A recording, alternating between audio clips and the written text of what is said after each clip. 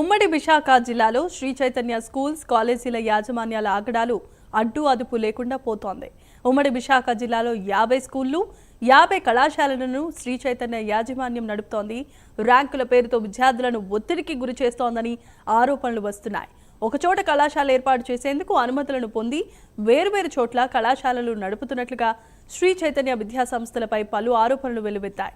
ఇదే అంశానికి సంబంధించి మరిన్ని అప్డేట్స్ అందించడానికి విశాఖ నుండి మా కరెస్పాండెంట్ చంద్రశేఖర్ లైవ్ ద్వారా సిద్ధంగా ఉన్నారు. Chandrashekhar, over to you.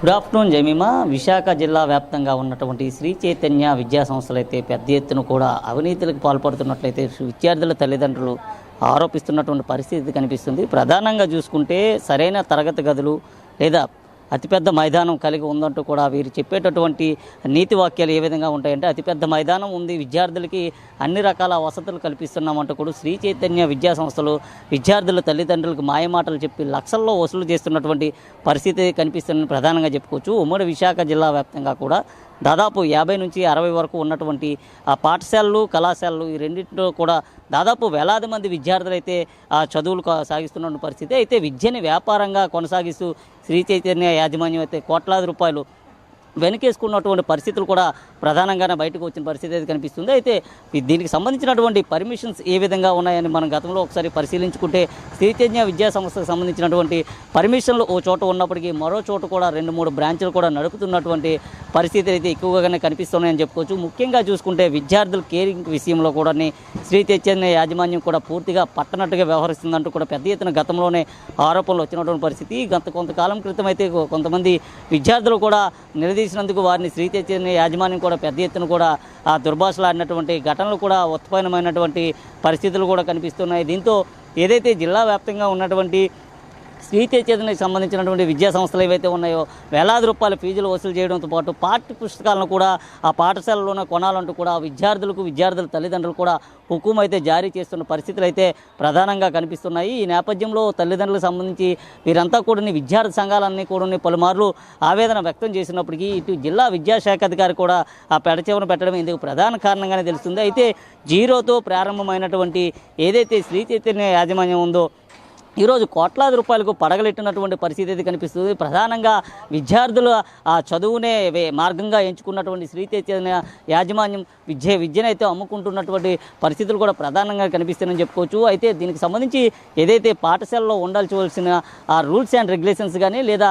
పాఠశాలకు సంబంధించినటువంటి అండర్ గ్రౌండ్ విషయానికి కానీ లేదా ఫైర్ సేఫ్టీ విషయానికి కూడా పూర్తిగా నిమ్మక నీరెత్తినట్లు వ్యవహరించిందని చెప్పుకోవచ్చు. కొన్ని బ్రాంచుల్లోనైతే అసలు పర్మిషన్ లేకుండా శ్రీ చైతన్య యాజమాన్యం అయితే కళాశాలలు పాఠశాలలు అయితే నడుపుతున్న పరిస్థితి కనిపిస్తుంది. అయితే విద్యార్థులకు సంబంధించినటువంటి ఫుడ్ విషయంలో కూడా పూర్తిగా శ్రీ చైతన్య యాజమాన్యం అయితే పూర్తిగా ఆ ద్వంద్వ వైఖరి అవలంబిస్తుందని చెప్పుకోవచ్చు. ఎందుకంటే గతంలో చూసుకుంటే వాళ్ళ హాస్టల్లో విద్యార్థులంతా కూడా రోడ్డుపైకి వచ్చి ఆందోళన చేపట్టినటువంటి పరిస్థితి.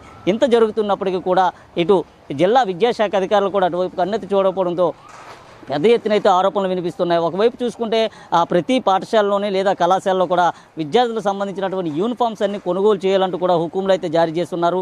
అయితే 2025-2026 సంబంధించినటువంటి విద్యా సంవత్సరం ఏదైతే ఉందో ఈ విద్యా సంవత్సరానికి సంబంధించి ఇప్పటికే గద్దల్లా ప్రైవేట్ పాఠశాలల వద్ద కానీ లేదా ఎక్కడైతే 10వ తరగతి పరీక్షలు జరుగుతున్నాయో అక్కడైతే శ్రీ చైతన్య యాజమాన్యం సంబంధించినటువంటి కొంతమంది ఉద్యోగులు కరపత్రాలు పట్టుకొని వాలిపోయినటువంటి పరిస్థితి కనిపిస్తున్నాయి. విద్యార్థులకు సంబంధించినటువంటి పూర్తిగా వారికి ఏదైతే అవగాహన లేకపోయినప్పటికీ తమ పాఠశాలలో తమ కళాశాలలో పూర్తిగా ఏదైతే ఉన్నత విద్య అందిస్తామో అతి తక్కువ ఫీజులకే ఉన్నత విద్య అందిస్తామంటూ చెప్పినటువంటి మాయమాటలు కూడా పెద్ద ఎత్తున కూడా ఆందోళన కలిగిస్తున్న పరిస్థితులు అంటూ కూడా కుటుంబ సభ్యులు కానీ లేదా ఇటు విద్యార్థి సంఘాలు కూడా ఆరోపిస్తున్నటువంటి పరిస్థితి కనిపిస్తుంది. ఏది ఏమైనప్పటికీ శ్రీ చైతన్య యాజమాన్యం ఈ ఏడాది 10వ తరగతికి సంబంధించిన విద్యార్థులందరినీ కూడా ఇప్పటికే కలిసినట్లుగా కూడా పెద్ద ఎత్తున అయితే ఆరోపణలు వినిపిస్తున్నాయి. వారికి సంబంధించినటువంటి ఫీజు రాయితీ విషయంలో వీరు చెప్పేటటువంటి మాటలు ఏ విధంగా ఉంటుందంటే పూర్తిగా ద్వంద్వ వైఖరితో వెళ్తున్నటువంటి పరిస్థితి. అయితే అరచేతిలో స్వర్గాన్ని చూపిస్తూ శ్రీ చైతన్య యాజమాన్యం అయితే పూర్తిగా విద్యార్థుల్ని నట్టేట ముంచుతున్నటువంటి పరిస్థితి కనిపిస్తుంది.